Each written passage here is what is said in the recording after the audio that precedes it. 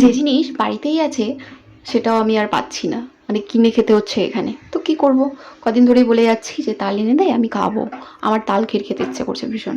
তো ওনাকে বাজারে পাইনি, আমার ভীষণ রাগ উঠে গেল। তারপর আমি নিজেই গেলাম বাজারে, দেখলাম তাল ভরি ভরি তাল, একটা তাল উঠিয়ে নিয়ে চলে এলাম।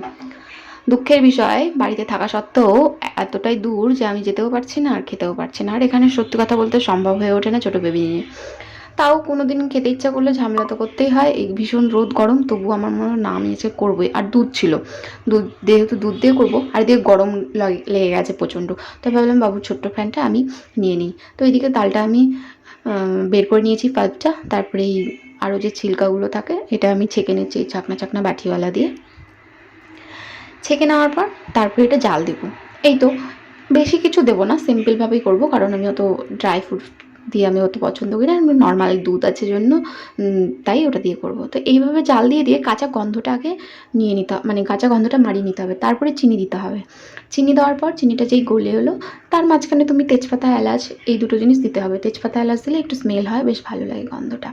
আমি তাই দুটো এলাচ আর একটা তেজপাতা সেটা দিয়ে নিলাম। তারপরে নাড়াচাড়া করা হয়ে গেলে ঘাটিয়ে নেবো আবার কিছুক্ষণ, মানে আরও কিছুক্ষণ নেড়ে চেড়ে নেবো। দেখবে যতক্ষণ না কাঁচা গন্ধ যাচ্ছে ততক্ষণ কিন্তু এরকম করে জাল দিতে হবে। তারপরে ফুল ফ্যাট, মানে অনেকদিন ধরে জমা করছিলাম দুধটা, তো এই দুধটা দিয়ে নিলাম। আরও একটু দেবো, দাঁড়াও। এই দুধটা মিশিয়ে নিয়ে তারপরে আবার একটু খিরখির টাইপের দুধ হয়ে গেছে, ওটাও দিয়ে দেবো। তাহলে বেশ খেতে ভালো হয়। তুমি যত দুধ দেবে, যত তুমি মোটা, মানে জমা করা দুধ বা অনেকটা মোটা জল ছাড়া দুধ যদি দাও তুমি, তবেই তাল ক্ষীরটা খেতে অসম্ভব টেস্টি হয়। আর তোমরা যদি ড্রাই ফ্রুট দিয়ে খেতে চাও সেটাও দিতে পারো। কেমন লাগলো জানিও। Tata, by.